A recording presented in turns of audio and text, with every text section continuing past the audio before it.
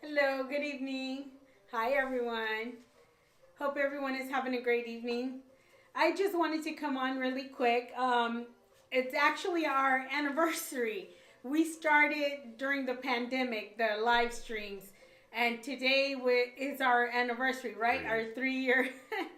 We started with the Calcimiet and keeping artists connected. And you guys were along the ride with us and always being supportive. We appreciate that as always. And just wanted to come on really quick. We're getting ready for Cairo Shimmy Quake, of course, in June. Again, in person. We're so happy. Yay. And this past weekend, we were, well, as you guys can imagine, everything is starting to open up again. And this past weekend, we were at Adrian's Shahrazad show. Oh, wow, what a show if you guys weren't there. And, more shows are coming up. And like I said, we're getting ready for Cairo Shimmy Quake in June, the 1st through the 4th. And we're looking at clips, as you can see, from then. We will be having a live band again and the competition on Friday night. So stay tuned for more information. And Sunday. And Sunday. So we're doing some surprising stuff this year. So get ready. And the workshops, of course, you can sign up for the workshops. We have Pierre Corey, we have Mesmera, Jaina, Manouche, Sadie, Donna Mejia, Zara from Egypt. So, we have some wonderful instructors, and you can go to the website and look at their workshops. Right now, what we're going to do, there's another great show coming up this weekend, right? April 1st? Yep, Saturday. So Saturday, there's a show coming up in San Diego for all those San Diegans.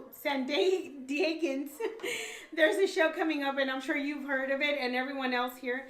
So it's with Rich Mansour and his Zaman band, right?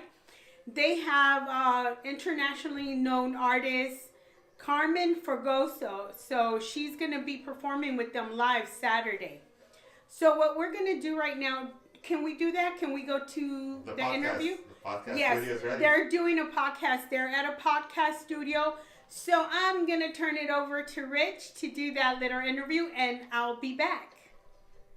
Hey guys, good evening. I have the honor today in welcoming to the show a dear friend, a wonderful belly dancer who's all the way from Dubai.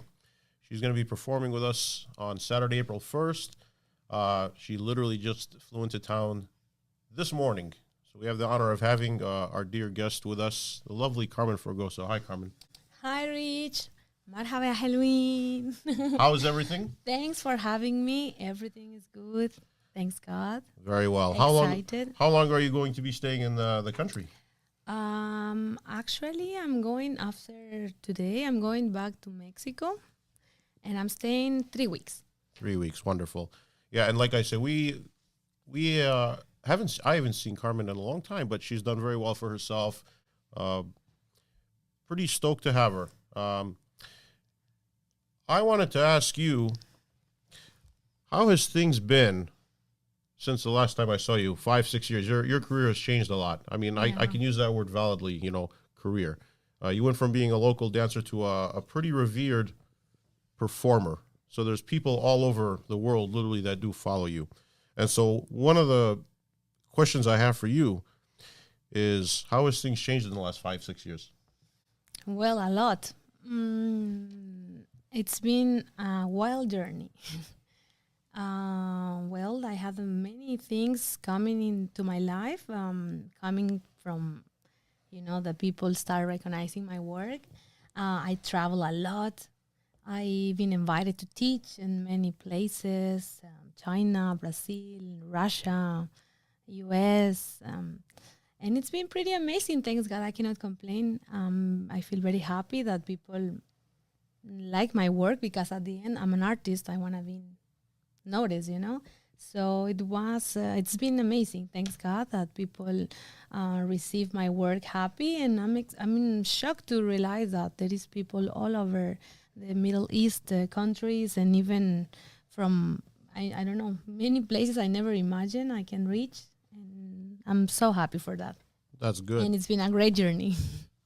Yes, no, it has. I watched you really grow up and succeed in that time.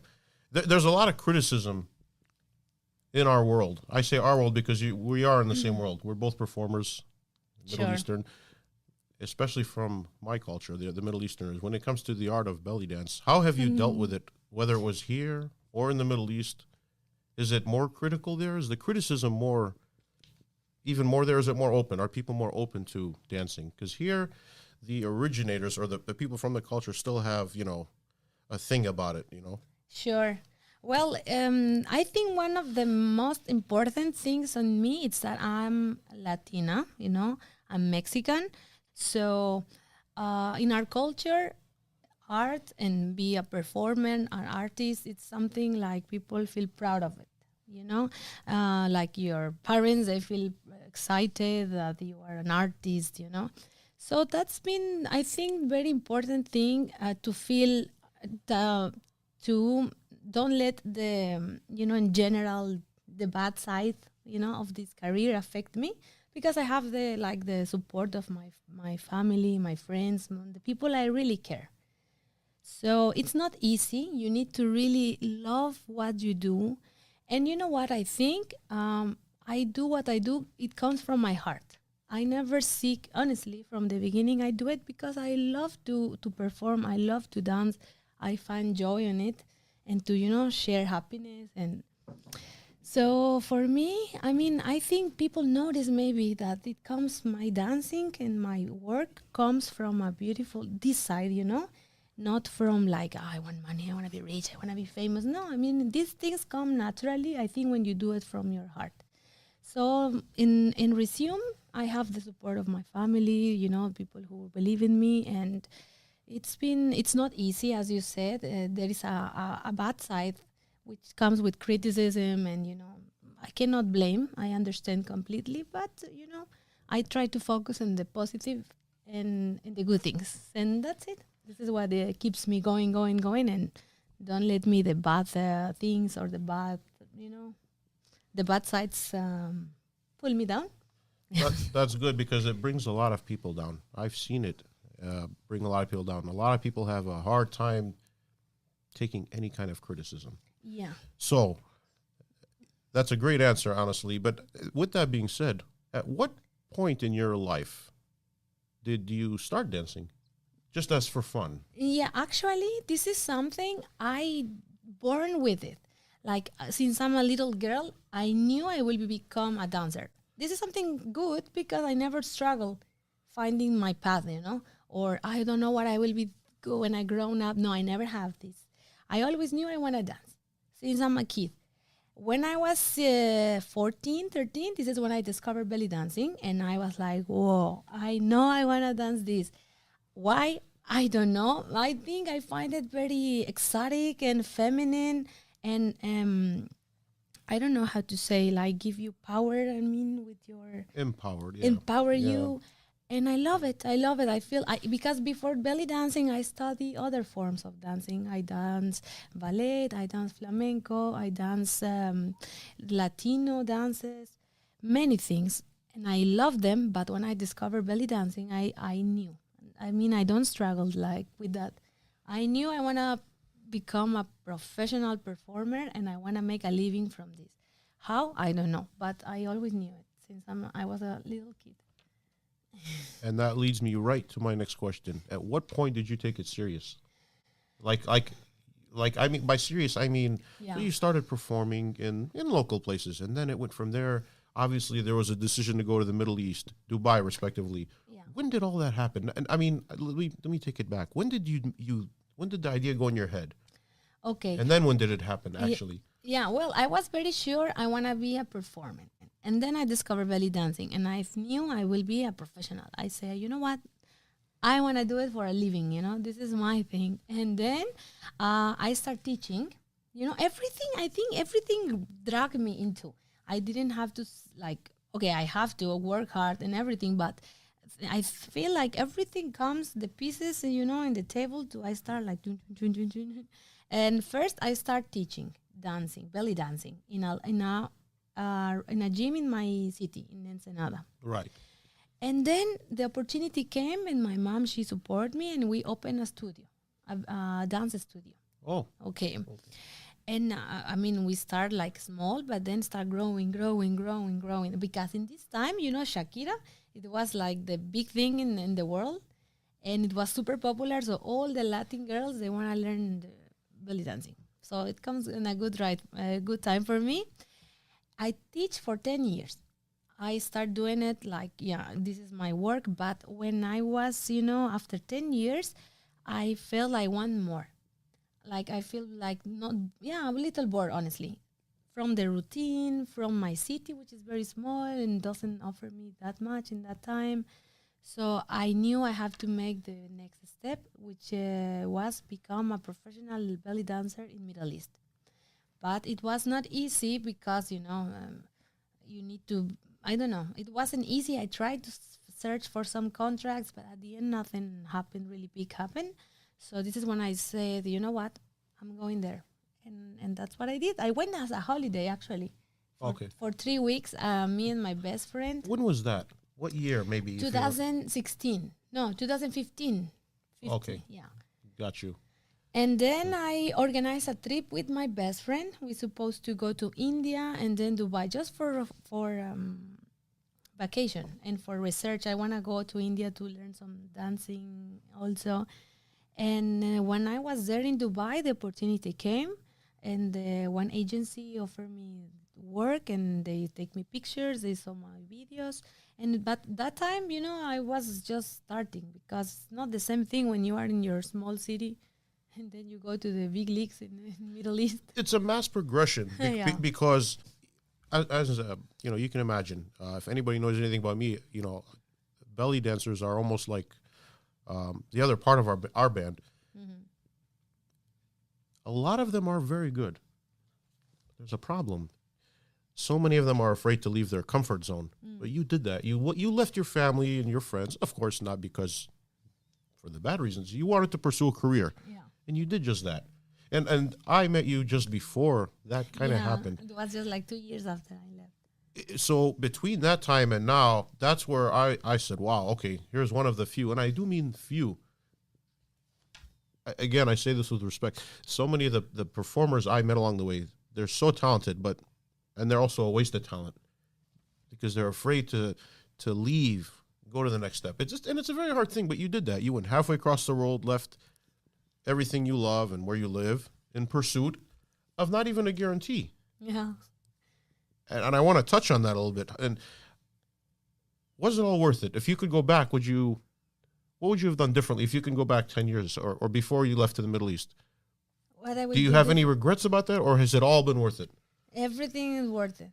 Of Great. course, there is you put in a balance, and the most painful thing it's been growing up far from my family.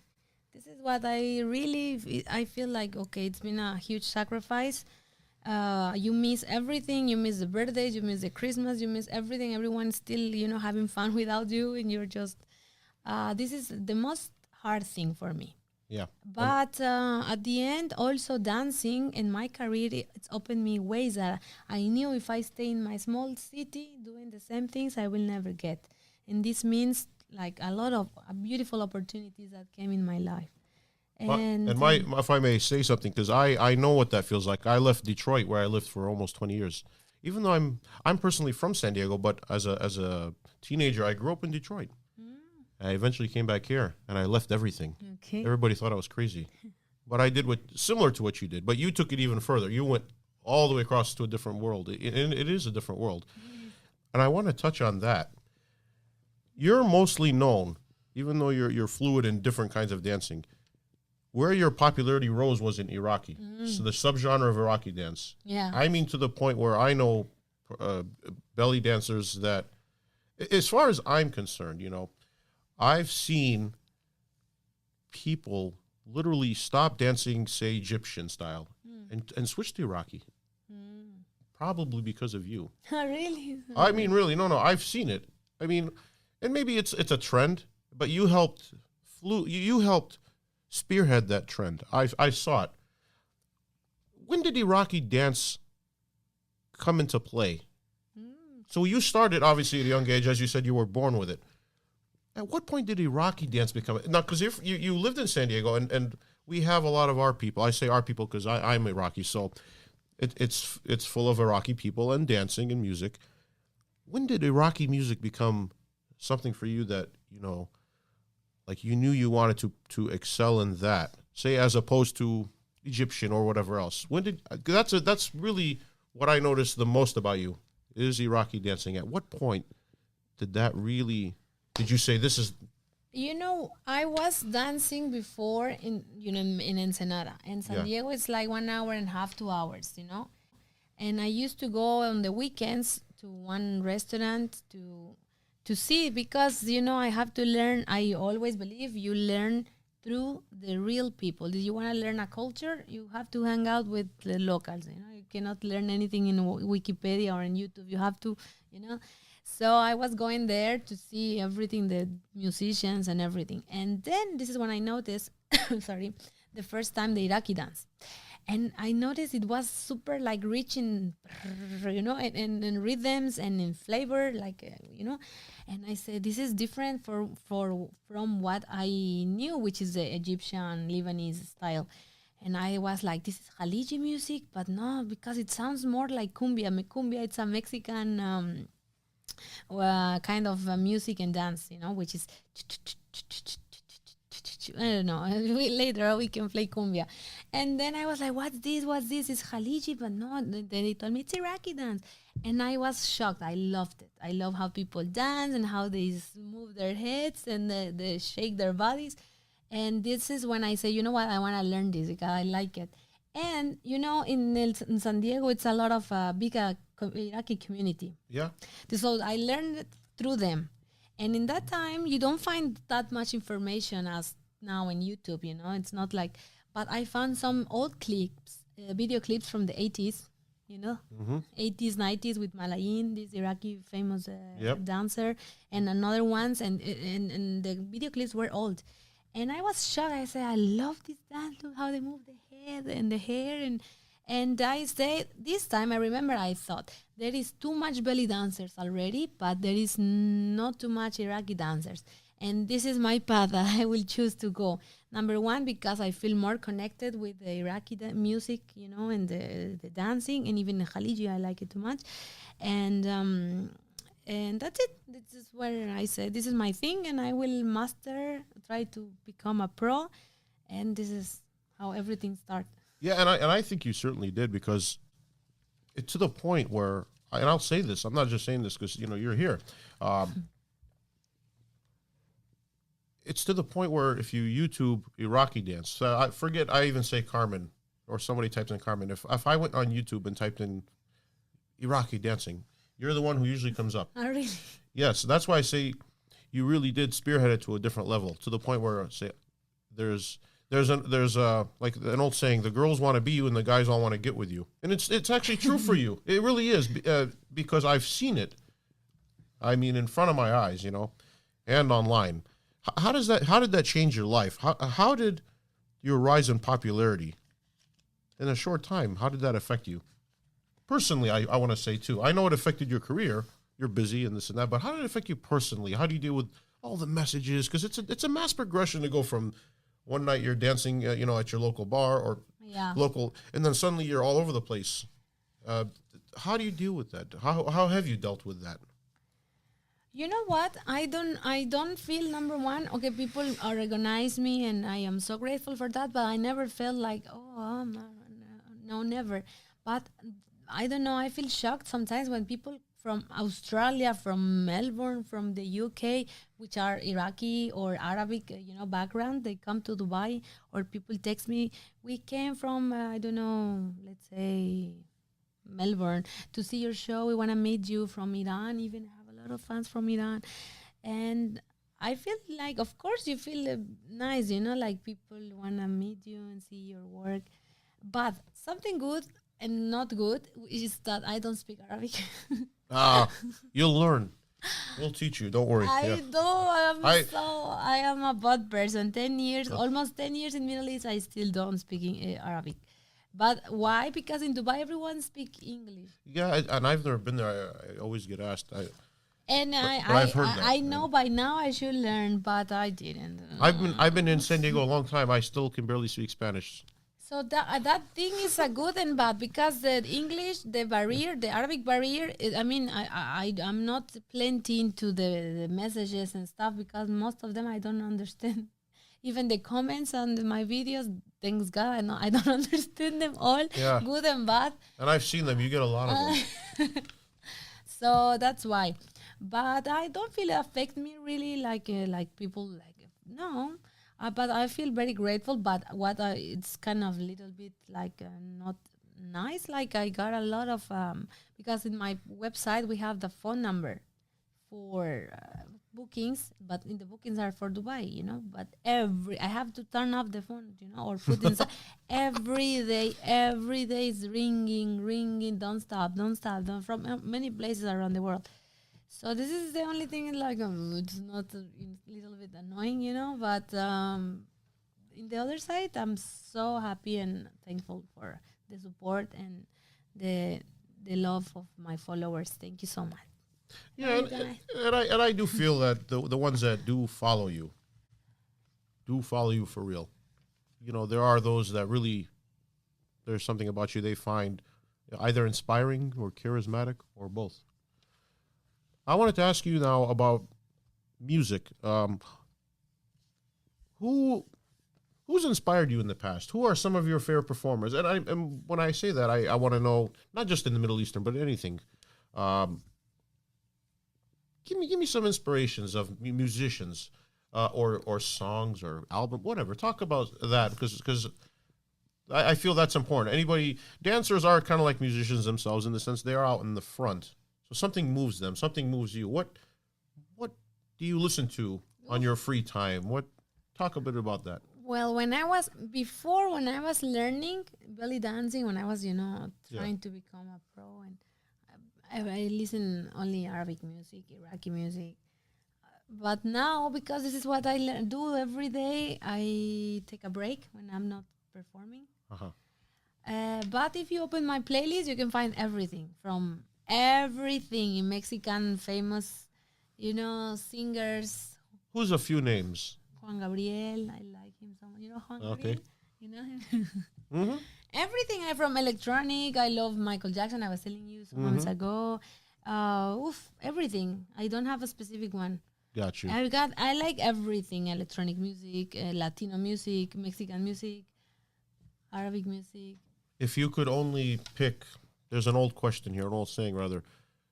A desert island choice, is it? That means if you could only ever pick one person to ever listen to again, who's the one singer or band that you would never get sick of? Really, I don't know. That means if I said, Carmen, you're stuck on this island or this jail for 10 years, you get one album and one album only. I know it, but I have to ask it. I don't know. What's the one album that is on repeat always? I know what it is for me. Which one? It's by a band called Alice in Chains, an album called Dirt, which has nothing to do with Middle Eastern music. Okay. But I'm just telling you. So I have that album. So surely you must have something that you could listen to on repeat and just never get tired of it. But you know what? I'm not a fan from. I'm not I don't know. Depends on my mood. Sometimes I can listen classical music because this is my mood, and then I can switch to. And that's why we say desert island choice, because it's with respect to whatever your mood is, it doesn't matter. It's something that you just always, you love it. But nonetheless, how about belly dancers? Who's inspired you? Oof, from the old ones, my favorite, it's of course Fifi Abdo. Mm-hmm. I love her. I love everything about that woman. And she's still around. Yeah. Yep. And I like everything about her. I love Nadia Kamal. I love her so much. And of course, the old influences like Samia, Kamal, Tahia Carioca, Najwa Fuad. But my favorites are Fifi and Nadia Kamal. Yeah, my mom would say her favorite was Suher Zeki. Suher Zeki. That must ring a bell. Of course, you can learn from all of them. Yes, They draw the path for all of us. But I love Nadia Gamal. Why she's so strong and her dancing's, I that's why, you know what? I feel I get connected with Iraqi dance more than the belly dancing, because Iraqi dance is a strong dance and powerful. It's really hard. You know, whenever I show It is hard. I'm going to tell you something. Whenever I show my American friends, meaning the ones that have no knowledge of Arabic music, whenever they see the headbanging, they always tell me, man, she could be in Metallica. like really, because she headbangs better than them. It's really, nobody ever knows that, but I mean, I'm telling you, it's like, man, she could be the best metal chick ever, because it's just headbanging. That's why I love Iraqi dance. It's so powerful. Yeah. Really, and energetic. And you need to be really you have to need condition in your body to dance it. It's not a soft dance like you go like this. No. Yeah, So that's why I feel like, I need to dance Iraqi. If I have my show, normally it's 1 hour show, I need to have at least one Iraqi. If not, I don't feel I dance. Yeah. Because Egyptian is beautiful, but it's very feminine and soft. And the Iraqi dance like, and that's why I feel so much connected to the Iraqi dance more than Egyptian. Yep. No, and that's something like in our band for the show we're going to have. We look forward to doing that kind of style too. Our band has more or less played more traditional stuff, but we're going to do more Iraqi stuff this show coming up with you on Saturday, April 1st. So that's going to be interesting. One more question. What has dancing in the Middle East been like versus the States? The crowds, the vibe. Because that's something, people. You know what? Dubai, it's like Dubai is the place where all the Middle East, in general, nationalities, they gather. When you have a show in a restaurant in Dubai, you will find Emirati people, Saudi people, Iraqi guests, Lebanese guests, Syrian guests, Jordanian guests, everything, Egyptians, some in one night. So when I moved to Dubai, they told me, one dancer one time, she told me, Carmen, I believe Dubai is like the University of Dancing. And I was like laughing. And what do you mean? She say, in this place, you will know if you know how to dance or no. And I told her, why?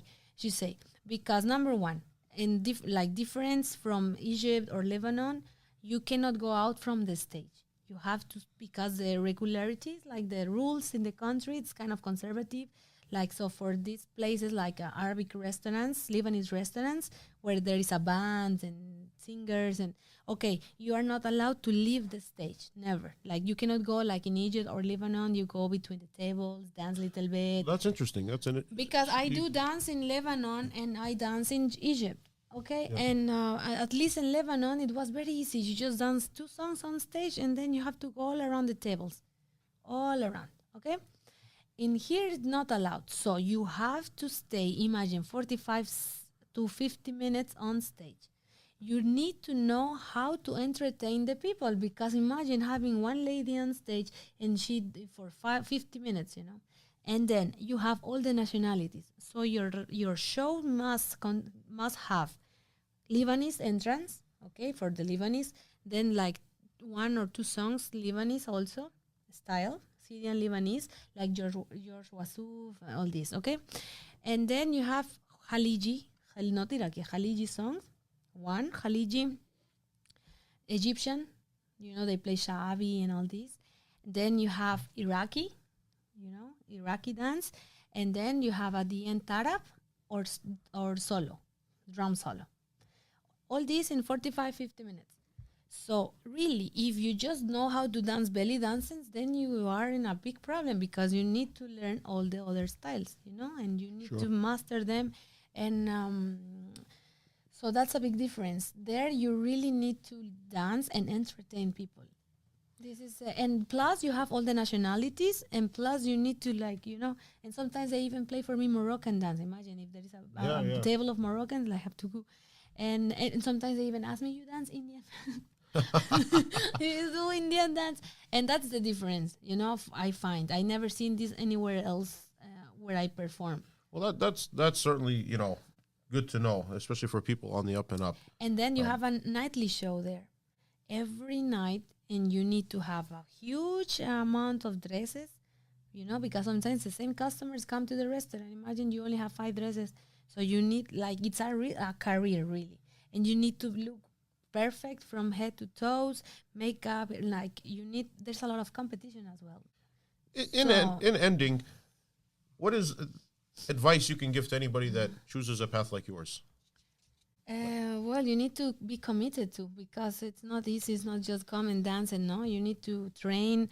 You need to prepare. Invest. The first 4 years of my life in Dubai, it's been all around investing in dresses, in shoes, in nice clothes, and they are not cheap. You know, we're talking about thousands of dollars in dresses and makeup and hair and extensions, whatever, you know. So you need to invest a lot if you want to be on the top.